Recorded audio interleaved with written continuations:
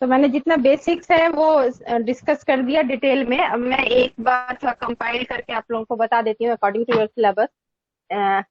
Under this topic we shall discuss the objective, implementation strategy and assessment of recommendations of the Education Commission, that is also known as the Kothari Commission on Vocational Education। ठीक है, हमारे syllabus में जैसे बताया हुआ उसका objective, implementation strategy क्या था और असेसमेंट क्या रिजल्ट है वो हम डिस्कस करेंगे। तो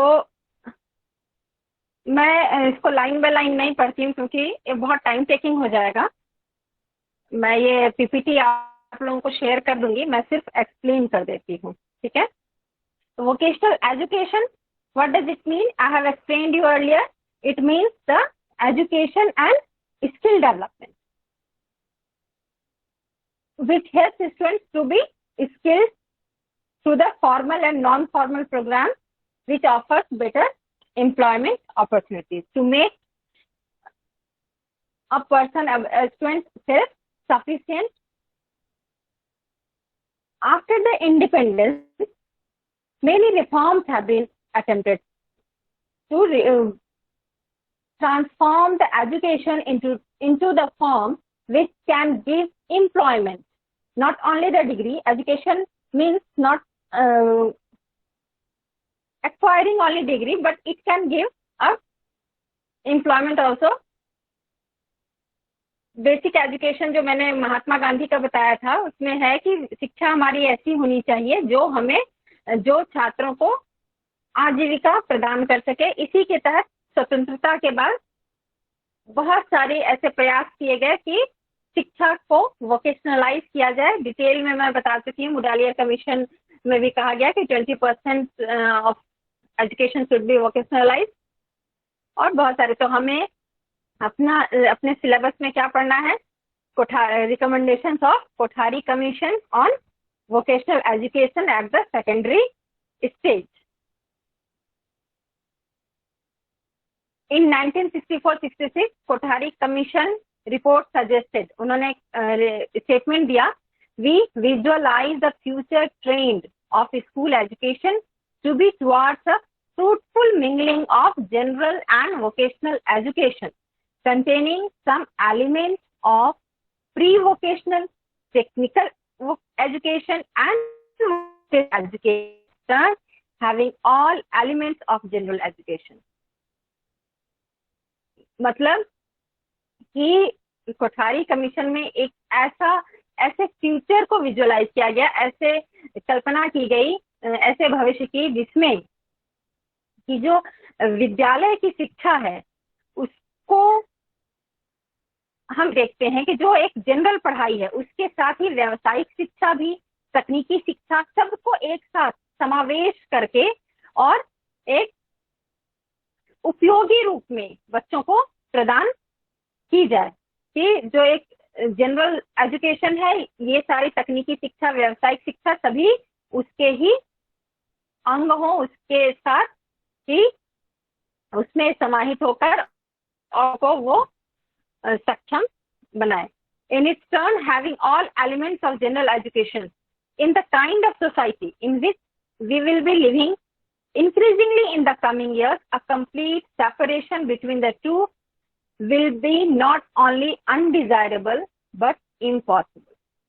क्योंकि हम जिस समाज में रह रहे हैं उसमें हम बिल्कुल ही अलग अलग ये शिक्षा को नहीं प्रदान कर सकते हैं, क्योंकि आने वाले समय में हमें जरूरत होगी। तो वो हम देख रहे हैं। ये कमीशन आया तब 64, एक कमीशन का रिपोर्ट आया 64-66 में, और तब से आज तक में बहुत ही बदलाव हो चुके हैं।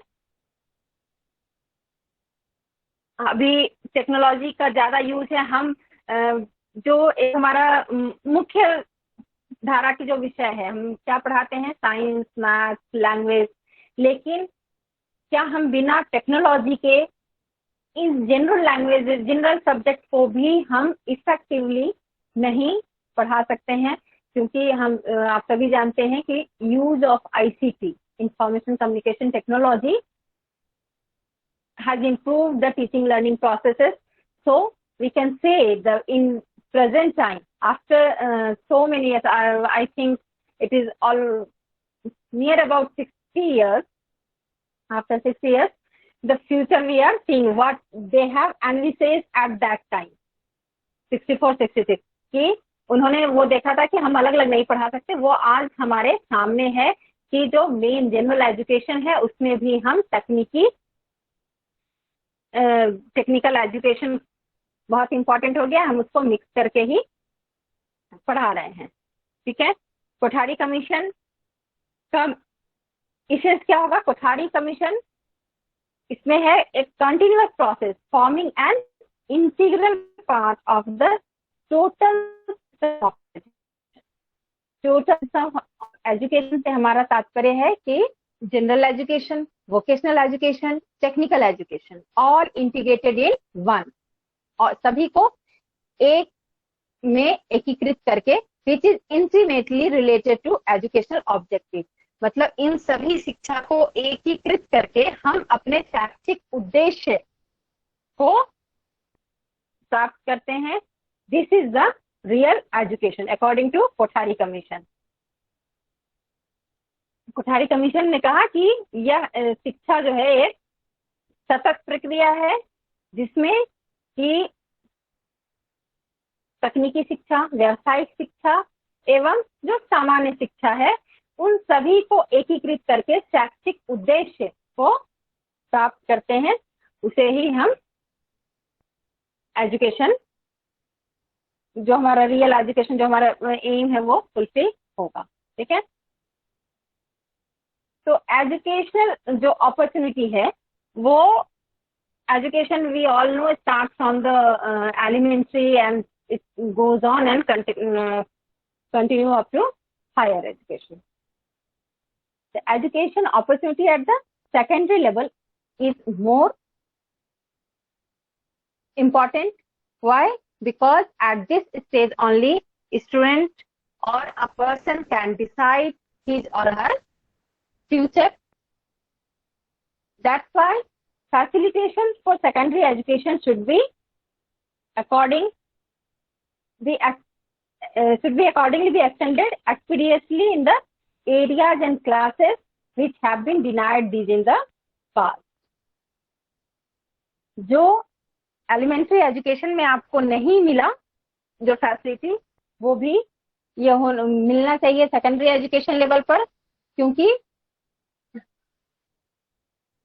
आपके माध्यमिक स्तर पर ही आपका पूरा भविष्य निर्भर करता है कि आप माध्यमिक स्तर की शिक्षा प्राप्त करने के बाद आप हायर एजुकेशन में जाना चाहेंगे या आप अपने कैरियर की ओर मूव ऑन करेंगे, आप ड्रॉप आउट। क्योंकि मैंने बताया था कि कोठारी कमीशन में जब ये रिपोर्टिंग हो रही थी तो उन्होंने ये पाया कि 50% ऑफ स्टूडेंट सेकेंडरी एजुकेशन के बाद ड्रॉप आउट कर जाते हैं, जो कि हमारा अनप्रोडक्टिव ह्यूमन रिसोर्सेज में चला जाता है। जो ह्यूमन रिसोर्स को हम कैपिटल, ह्यूमन कैपिटल में कन्वर्ट कर सकते थे, वो वेस्ट हो जाता है। इसीलिए वोकेशनल एजुकेशन पे उन्होंने फोकस किया कि अगर हम उन्हें वोकेशनल ट्रेनिंग या टेक्निकल एजुकेशन देंगे तो they can start their own business और they can start a job in an industry और any business enterprises. Kothari commission for secondary education recognized educational opportunity at the secondary level as an important instrument. ये मैं बहुत बार बता चुकी हूँ आप लोगों को, because it recommended answer. That's why every facility is needed at this stage for proper development of a student, whether it is in terms of academic or in terms of an vocational education. माध्यमिक स्तर पर, क्योंकि ये एक बहुत ही महत्वपूर्ण माध्यम है कि समाज को जो हमारे छात्र हैं वो बदल सकते हैं इस स्तर पर, और ये हम जो हमारे मानव संसाधन है उसको मानव संसाधन पूंजी में हम परिवर्तित कर सकते हैं। इसलिए इस स्तर पर सारी ऐसी सुविधा, कोठारी कमीशन का ये कहना था कि सारी ऐसी सुविधा उन्हें मुहैया कराई जाए जो कि उनके संपूर्ण व्यक्तित्व में संपूर्ण व्यक्तित्व में सहायक हो। अब vocationalisation happens at the two stage in the secondary school, at the end of the class 7th or 8th, or at the end of the class 10th. And there are also provisions for different types of vocational courses at the lower and higher secondary stage. क्योंकि मैंने बताया था कि 10th के बाद academic and vocational वो segregate हो जाता है, दोनों अलग अलग हो जाता है। तो वोकेशनलाइजेशन कब से स्टार्ट हो गया? जब से 7th या 8th के बाद से ही आपको 7th 8th तक हम अपर प्राइमरी लेवल पे ही रहते हैं, सेकेंडरी स्टेज 8th के बाद शुरू होता है। तो एक 7th 8th से स्टार्ट हो गया, एक क्लास 10th के बाद स्टार्ट हुआ। तो क्लास 10th के बाद जो है वो सेग्रीगेट हो जाता है, वो व्यावसायिक शिक्षा अलग, जिसके तहत मैंने बताया था आप लोगों को ITI पॉलिटेक्निक जैसे संस्थान है, छात्र छात्राएं उसमें दाखिला ले सकते हैं या फिर अपने जो जनरल एजुकेशन है उसको कंटिन्यू कर सकते हैं। और 7th 8th के बाद जो मैंने बताया था आप लोगों को SGPW समाजोपयोगी उत्पादन कार्य है, जो सेंट्रल गवर्नमेंट का ये स्कीम था स्कूल में इंट्रोड्यूस करने का। और अभी बहुत सारे जितने भी हमारे को करिकुलर एक्टिविटीज हैं जो डाले गए हैं वो सब वोकेशनलाइजेशन के अंतर्गत ही आएंगे। आप लोगों को इतना तक क्लियर है ना? जी ma'am. Yes ma'am. Yes ma'am. Yes ma'am. हाँ, क्योंकि ये मैंने डिटेल में सारा बता दिया, इसलिए मैं अभी थोड़ा सा जल्दी जल्दी बता रही हूँ। पहले आप लोगों को बेसिक डिस्कस कर चुकी हूँ ना था कि technical and vocational education start करना, जो ITI और पॉलिटेक्निक कॉलेजेस में हमें पता different types of courses start किए गए। वो इसलिए क्योंकि to fulfil the needs of the needs, interest and aptitudes of the learner. ठीक है। The commission recovering vocational agriculture, trade, commerce, industry, health management, craft, etc. Then in every field there is a course. In vocational education, students can opt for these courses according to their interest and aptitude. जो learner हैं, जो विद्यार्थी हैं, वो अपनी रुचि के अनुसार, जो उनकी अभिरुचि है या उनके अपने कौशल, जो विशेष कौशल है, उन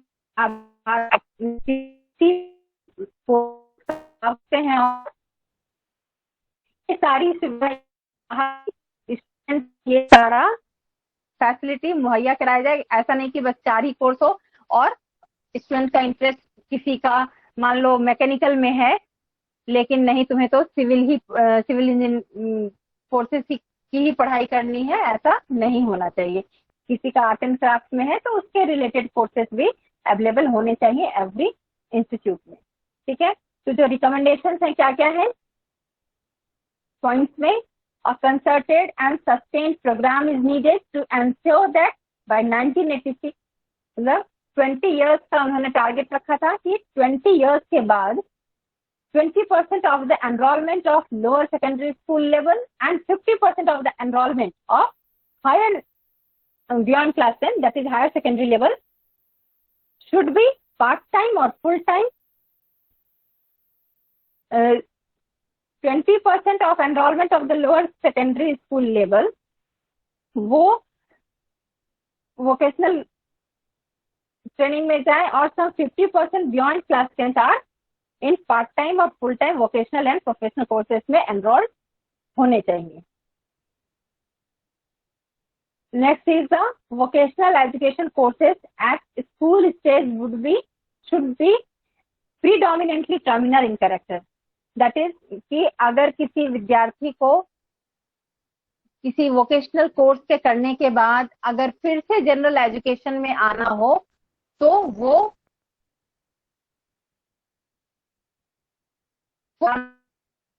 क्या हो, टर्मिनल इन कैरेक्टर होना चाहिए कि मैंने आपने वो कोर्स कर लिया तो ऐसा नहीं कि आप उसी में आगे बढ़े, आप मेन स्ट्रीम में कभी भी आप एंटर कर सकते हैं। जैसे जो बहुत मैंने एग्जांपल में दिया था, बहुत ही एक्सेप्शनली गिफ्टेड चाइल्ड कौन होते हैं, जो बहुत ही प्रतिभावान होते हैं, जो प्रतिभावान छात्र हैं, अगर पॉलिटेक्निक में गए तो वो इधर इंजीनियरिंग और उसमें भी उससे भी हायर में जा सकते हो। ऐसा नहीं है कि वो वोकेशनल ट्रेनिंग लेके उनका कैरियर या उनका फ्यूचर वहीं स्टॉप हो जाए। Secondary education should be increasingly and largely vocationalise, मैंने माध्यमिक स्तर पर अधिक से अधिक वोकेशनल ट्रेनिंग या वोकेशनल एजुकेशन दिया जाना चाहिए। In higher education a greater importance should be given to agricultural and technical education. Kothari commission का सबसे ज्यादा जो बल था वो कृषि क्षेत्र एवं तकनीकी शिक्षा पर था, क्योंकि हम सभी जानते हैं कि our economy is based mainly based on the agriculture. Our means the our Indian economy. Okay, तो हमारी अभी भी हमारे देश की अर्थव्यवस्था मुख्य रूप से कृषि पर ही आधारित है। तो उन्होंने कोठारी कमीशन ने ये इस बात पे बल दिया कि कृषि एवं कृषि से जुड़े हुए जो कोर्स है, जो मैंने बताया था, फूड प्रोसेसिंग इंडस्ट्रीज और प्री हार्वेस्टिंग, पोस्ट हार्वेस्टिंग, ढेर सारे ऐसे कोर्सेज हैं जो बच्चों को हम वो एजुकेशन दे सकते हैं। और तकनीकी शिक्षा, हम अभी भी तकनीकी रूप से, ये तो आज से 60 इयर्स पहले का रिपोर्ट है, लेकिन आज भी हम तकनीकी रूप से उतना सक्षम नहीं है, इसीलिए तकनीकी शिक्षा पर अधिक बल देने की बात उस समय भी की गई थी। हम विदेशों से अपने सारे टेक्नोलॉजिकल नीड के लिए हम विदेश पर आश्रित थे, तो उन्होंने ये रिकमेंड किया कि बच्चों को स्कूल से ही, हम माध्यमिक स्तर से ही एग्रीकल्चरल एजुकेशन और टेक्निकल एजुकेशन हमें प्रोवाइड करना चाहिए, ताकि हमें हमारे नीड, सोसाइटी के नीड के हिसाब से स्किल्ड मैन पावर मिल सके। और जो vocational courses should be in part time और in full time, because in both urban and rural area. क्योंकि मैंने बताया था कि बहुत लोग जॉब करते करते किसी कोर्स को करना चाहते हैं, क्योंकि उनकी मजबूरी होती है, परिवार चलाना होता है, तो नौकरी करना, तो वो बाध्य ना हो जाए कहीं कि अब मुझे नौकरी करनी है तो हमारी पढ़ाई ना छूट जाए, इसलिए दोनों तरह के कोर्सेज को स्टार्ट करने की बात की गई है। All primary school including those situated in urban areas should give an agricultural orientation to their programme. ये देखा गया है कि जो शहर में पढ़ने वाले बच्चे हैं उनका एग्रीकल्चर की तरफ कोई भी फोकस नहीं होता है, तो ओरिएंटेशन जो बच्चों का माध्यमिक शुरू से ही बच्चों को ऐसा मोटिवेट किया जाए कि वो एग्रीकल्चर सेक्टर की तरफ इंटरेस्टेड हो। आज हम देख रहे हैं ना कि आप लोगों ने सुना होगा कि पंजाब में हायर डिग्रीज ले के लोग खेती कर रहे हैं और बहुत प्रॉफिट कमा रहे हैं, फूल की खेती और बहुत तरह के की खेती। हम हरियाणा में भी कर रहे हैं। हाँ, हरियाणा में भी ब्लैक कलर का गेहूं वाला जो अभी नया आया था। हाँ हाँ हाँ, बिल्कुल। तो ये कैसे संभव हो पाया है? क्योंकि आप जब स्टूडेंट्स को मोटिवेट करते हैं कि ऐसा नहीं है कि जिन्होंने पढ़ाई नहीं की खेती सिर्फ उन्हीं का कार्य है, आप अगर पढ़ के उस क्षेत्र में विशेष रूप से ट्रेंड होकर अगर ऐसा कर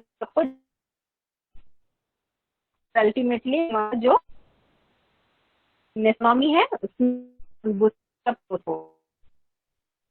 इसीलिए ये रखा गया।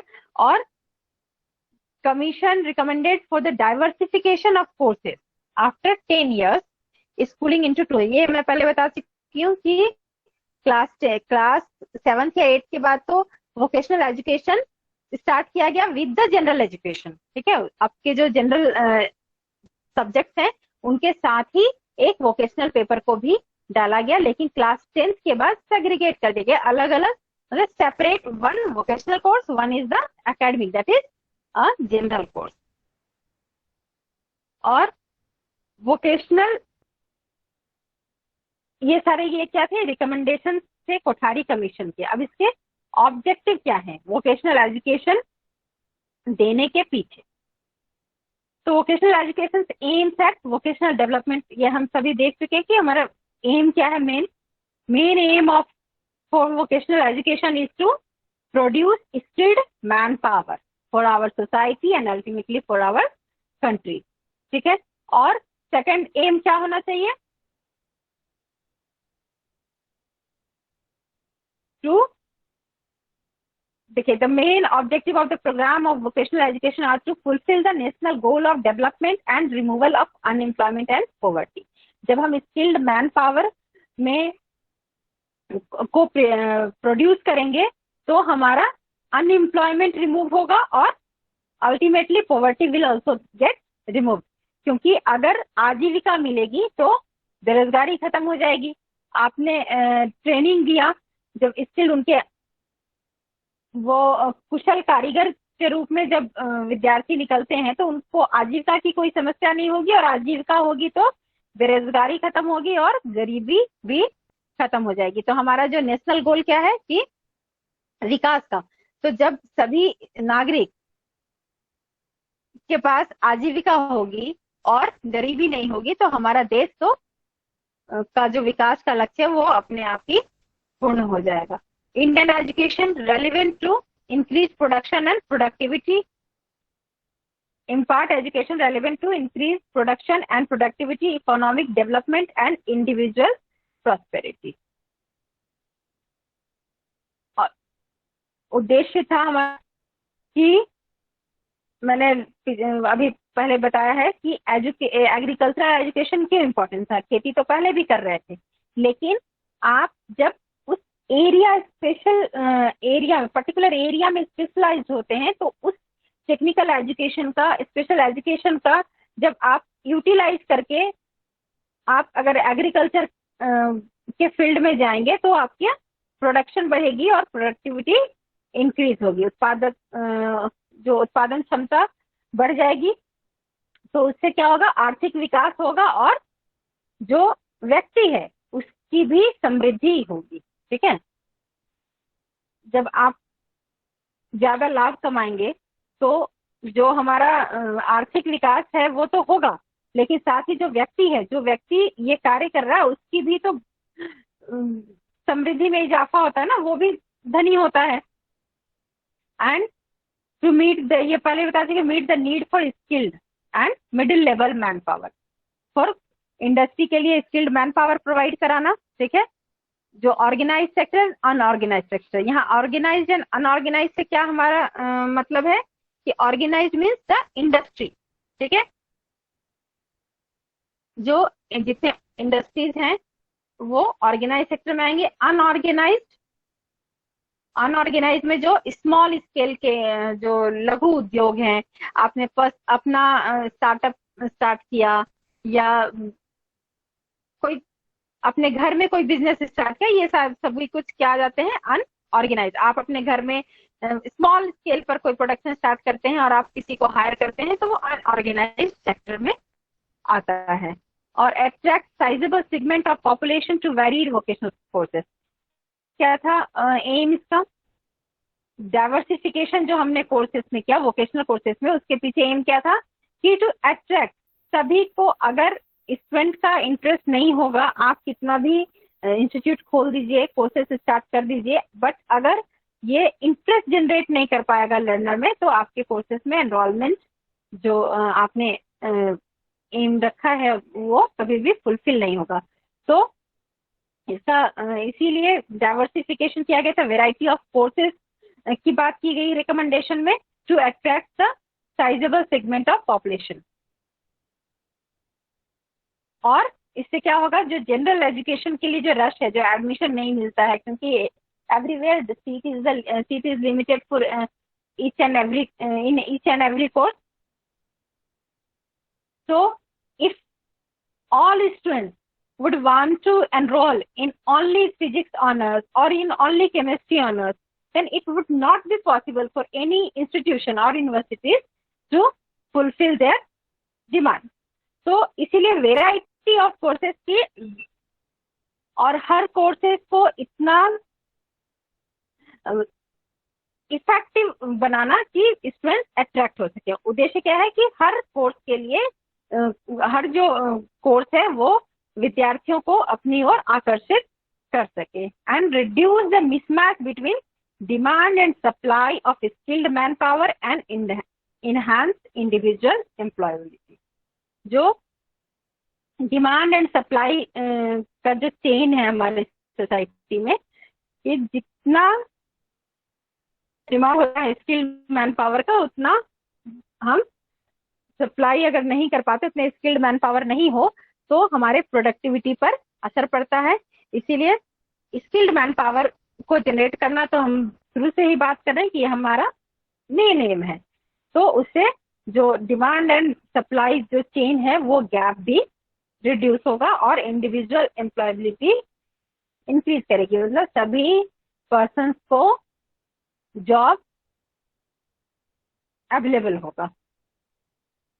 Now we come to the implementation strategy. क्या है, लागू करने के लिए रणनीति क्या बनाई गई. ठीक है. The important feature of the programme of vocational education क्या क्या है. The formal vocational education programme start at +2 stage. I have told you that at the up to class 10 we are giving vocational education along with the general education. That is informal. We have talked about formal and informal earlier, so that's why I am clearing the term that the formal education starts only after class 10 and informal education starts after the 7th and 8th. That is we are giving, हम क्या कर रहे हैं, व्यवसायिक शिक्षा को मुख्य जो धारा की शिक्षा है, जो विषय हैं, उनके साथ हम मिला के दे रहे हैं. उसको एक अलग से नहीं रख रहे हैं. जो हमारा फिजिक्स, आप लोगों का भी रहा होगा, फिजिक्स केमिस्ट्री हम बोर्ड में भी एग्जाम देते हैं. फिजिक्स के science, math, social science, English, Hindi और any language depending on their state. तो और उसके अलावा क्या क्या रहता है, SCPW, आर्ट एजुकेशन, कहीं कहीं म्यूजिक. तो वो अपने स्टूडेंट्स के नीड पर है. तो उसको हम एक ही डिग्री में, लेकिन 10th के बाद +2 लेवल पे क्या हो जाता है, फॉर्मल एजुकेशन और वोकेशनल एजुकेशन स्टार्ट हो जाता है. मतलब आप अलग कर देते हैं. But however, work education in some form is an integral element of school curriculum in all stages. Formal vocational program by and large is state delivered program. ये रखा गया, स्ट्रैटेजी अपनाई गई कि इसको स्टेट मतलब ये राज्य द्वारा कराया जाने वाला प्रोग्राम होगा. और ट्यूशन फी के नाम पर सिर्फ एक नॉमिनल चार्ज विद्यार्थी देंगे. क्योंकि अगर कोठारी कमीशन में ये रन बनाई गई कि अगर हम सारा जो खर्च है कोर्स का, अगर वो हम विद्यार्थी से लें तो स्टूडेंट कभी भी अट्रैक्ट नहीं होंगे. वो क्योंकि सभी की इकोनॉमिक कंडीशन अलाउ नहीं करती है कि टेक्निकल एजुकेशन, वोकेशनल एजुकेशन ये क्या है, थोड़ा सा महंगा होता है. तो इसीलिए कहा गया कि ये जो शिक्षा है वो, इसका खर्च कौन वहन करेगी, वो राज्य सरकार के द्वारा होगा. और सिर्फ एक नाम मात्र की ट्यूशन फीस ही विद्यार्थी इसके लिए भरेंगे. The country has adopted A collaborative model. Collaborative model सभी आप लोग जानते होंगे, कई बार हम लोग पढ़ चुके हैं कि जहाँ participation of government and non government industry सभी लोग मिलके जो कार्य करते हैं, दैट इज कोलैबोरेटिव मॉडल. सब लोग एक साथ आकर किसी उद्देश्य के लिए कार्य करते हैं. तो ये वोकेशनल एजुकेशन के लिए भी स्ट्रैटेजी अपनाई गई कि कोलैबोरेटिव मॉडल में ही ये काम करेगा, जिसमें skill development is done by vocational institutions and competence of the industry. बहुत सारे कोर्सेस में जॉब ट्रेनिंग के लिए इंडस्ट्री में भी किया जाता है। प्रैक्टिकल वर्क एक्सपीरियंस के लिए हम क्योंकि सभी सेटअप को इंस्टीट्यूट में एस्टैब्लिश करना is not quite possible, that's why vocational education को क्या कोलैबोरेटिव मॉडल में किया गया। क्योंकि तो हमने अपने क्लासरूम में पढ़ा दिया, जो संभव है वो प्रैक्टिकल नॉलेज भी देते हैं, लेकिन जो वर्क एक्सपीरियंस एक्चुअली में बड़ी बड़ी मशीनरी के साथ कैसे काम करेंगे, इसके लिए वर्क एक्सपीरियंस के लिए इंडस्ट्री में भेजते हैं। उनका कोलैबोरेशन होता है इंस्टीट्यूशन का इंडस्ट्री के साथ। और vocational courses are mostly being offered in general school. However कुछ स्टेट में क्या है कि अलग से जूनियर कॉलेज खोला गया है और हरियाणा में सेपरेट वोकेशनल इंस्टीट्यूशन ही खोला गया है at the secondary school level.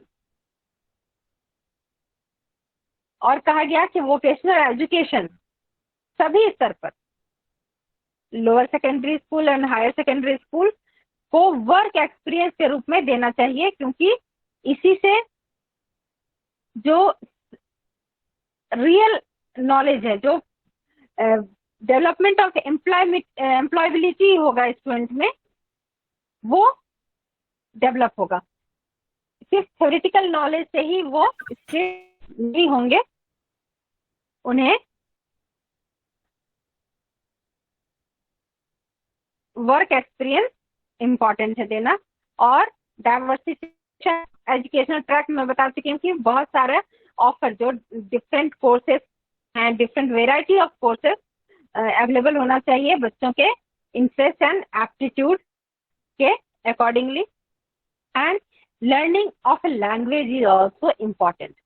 Kothari commission में ये इम्प्लीमेंटेशन स्ट्रैटेजी में रखा गया कि लैंग्वेज इज वेरी नेसेसरी।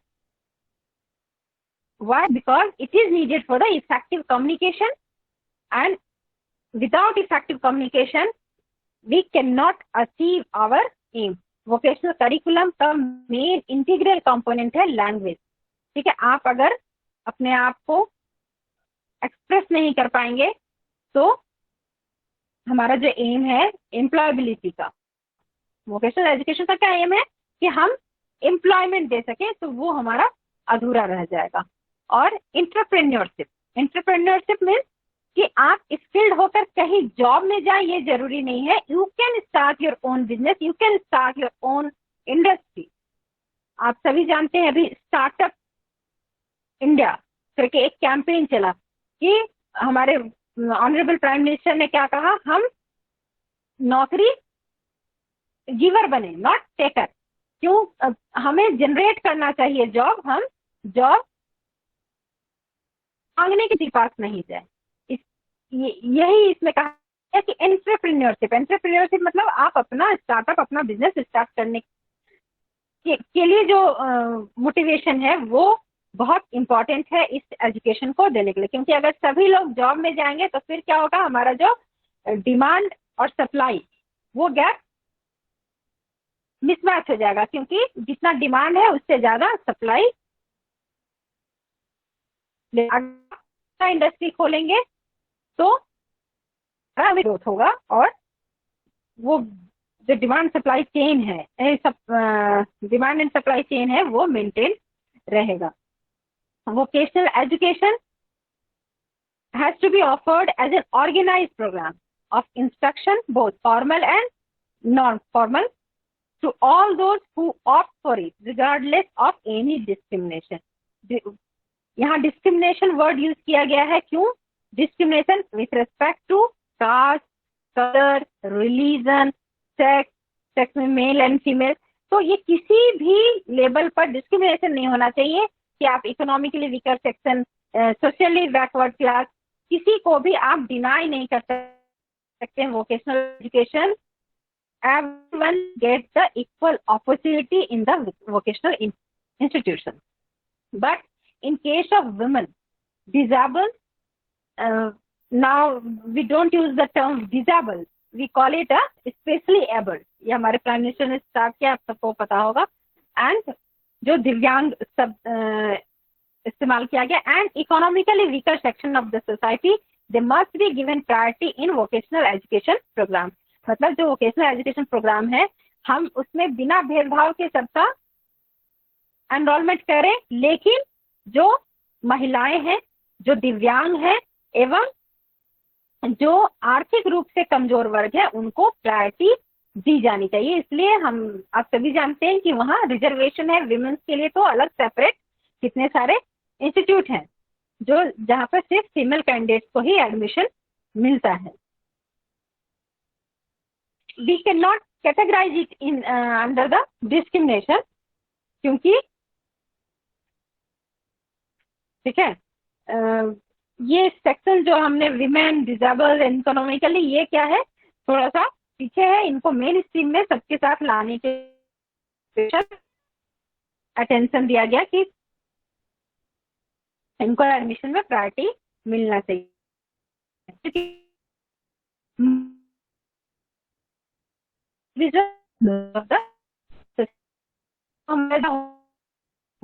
के मुताबिक हो। जैसे फॉर एग्जाम्पल समझ सकते हैं, क्लास एंड का टाइम आ जाएगा तो बताइएगा मुझे। जो हमारा एजुकेशन अभी पहले हम लोग टाइप राइटर बहुत लोग सीखते थे ना, टाइप राइटिंग, लेकिन अभी उसका जगह क्या ले लिया है, हम कंप्यूटर में टाइप कर लेते हैं।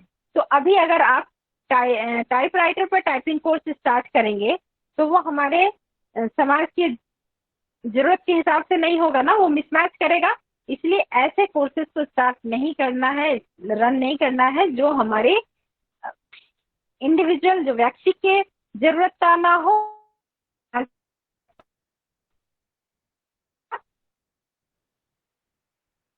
Education to the cooperative participation of the government, non-government organizations, civic bodies, legislators, business and industrial sectors and the general citizenry।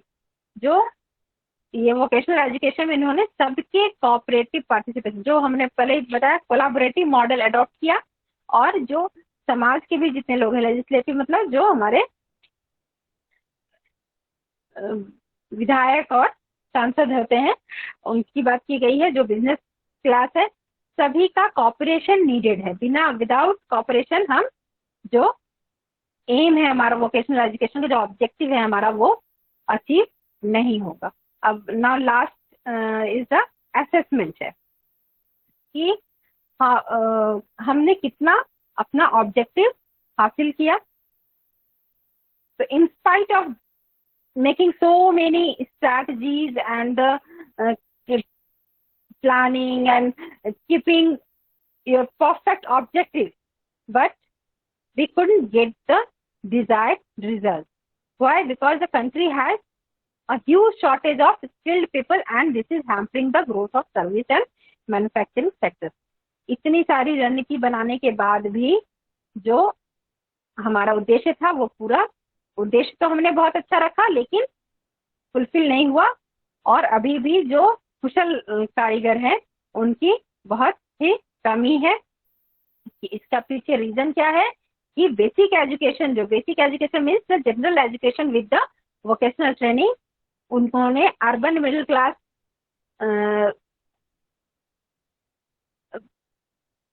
जो है हमारा, उन्होंने कहा कि ये तो गरीब बच्चों के लिए है। मतलब हम जो अर्बन मिडिल क्लास है वो उनका कहना कि हम अपने सिर्फ बच्चों को जनरल एजुकेशन में और हायर एजुकेशन में भेजेंगे। जो ये vocational education is mean for only for the rural children, not for their own. And जो गांव के लोग थे उन्होंने रिजेक्ट कर दिया कि ये हमारे बच्चों को अच्छी शिक्षा से वंचित करता है। मतलब हम क्यों व्यवसाय में अभी ही भेज दें, हम हायर एजुकेशन में बच्चों को भेजेंगे। सबको है कि हम अपने बेटे को सिर्फ डॉक्टर, इंजीनियर ही बनाएंगे, बाकी चीजें तो बेकार है। लेकिन ऐसा नहीं है, हमारे समाज में सभी क्षेत्र के सभी क्षेत्र में स्किल्ड मैन पावर की आवश्यकता है। क्योंकि इसके पीछे सबसे कमी क्या रही कि जो एजुकेशन है और जो वर्ल्ड ऑफ वर्क है, मतलब जो कार्य क्षेत्र है उसमें लिंक नहीं हो पाया। मतलब जिस बच्चों ने ये वोकेशनल एजुकेशन में ट्रेनिंग ली आफ्टर क्लास 10, उन्हें सही एम्प्लॉयमेंट नहीं प्राप्त हुई, या उसमें उनमें इतना एंटरप्रेन्योरशिप नहीं डेवलप हुआ कि वो अपना स्टार्टअप स्टार्ट कर सके। द इंट्रोडक्शन ऑफ, जो मैंने बताया, STPW, socially useful productive work, जो इसको हिंदी में साथ समाज उपयोगी उत्पादन कार्य बोलते हैं। As third occupied has been reduced to a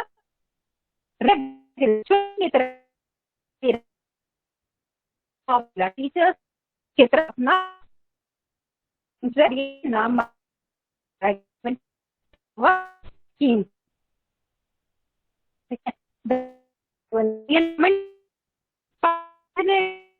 PW failed to introduce the same in either the Kendriya Vidyalaya or the schools under the Central Board of Secondary Education। केंद्रीय विद्यालय सेंट्रल गवर्नमेंट का school है और CBSE के अंदर, CBSE भी central board central government के अंतर्गत आता है, तो इसके अंदर के जितने विद्यालय थे उसमें भी स्टार्ट STPW अपने ओरिजिनल फॉर्म में कभी भी स्टार्ट नहीं हो पाया।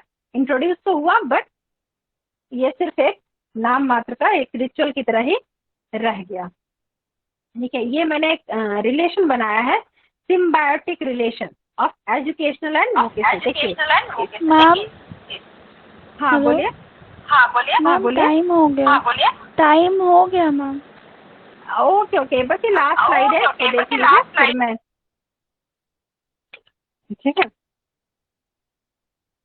सिम्बायोटिक रिलेशन ऑफ, देखिए ये स्कूल्स के बाद आप 10th के बाद आप सीधे कहाँ जा सकते हैं, लोकल ट्रेड, जो मैंने बताया था कि लकड़ी के बने हुए सामान या लाख के बने हुए सामान।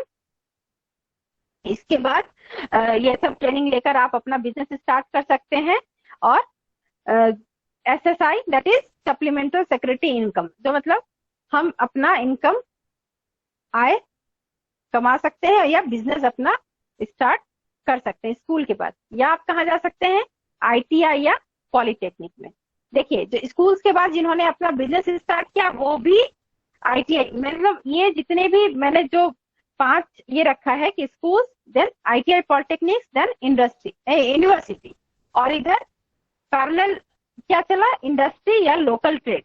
आप एक दूसरे से कहीं कभी भी किसी भी फील्ड में एंटर कर सकते हैं, वो लिमिटिंग नहीं है कि मतलब आपको कहीं अपने में रोक कर बांध कर नहीं रखता है। आप कभी भी चाहें तो इंडस्ट्री में एंटर, ITI आपने किया या पॉलिटेक्निक किया, आपने इंडस्ट्री में जॉब ज्वाइन किया, उसके बाद भी आप यूनिवर्सिटी में आ सकते हैं। तो ये पिक्चर से आप लोगों को क्लियर होगा कि क्या रिलेशन है जो मेन स्ट्रीम का एजुकेशन है और वोकेशनल इंस्टीट्यूशन में। ठीक है, तो आप लोगों को आगे हो गया क्लियर ना? कोई प्रॉब्लम हो तो हम लोग नेक्स्ट क्लास में इसको डिस्कस करेंगे। ठीक है, ओके मैम। Okay ma'am. हाँ ओके ठीक है। इसका सैटरडे फर्स्ट पीरियड है मेरा, तो फिर उस दिन हम लोग इसका डाउट होगा तो क्लियर करेंगे, नहीं तो हमारा ये टॉपिक कंप्लीट। ठीक है, जी ma'am. Okay then thank you. Thank you ma'am. Thank you ma'am. Thank you ma'am. Thank you ma'am.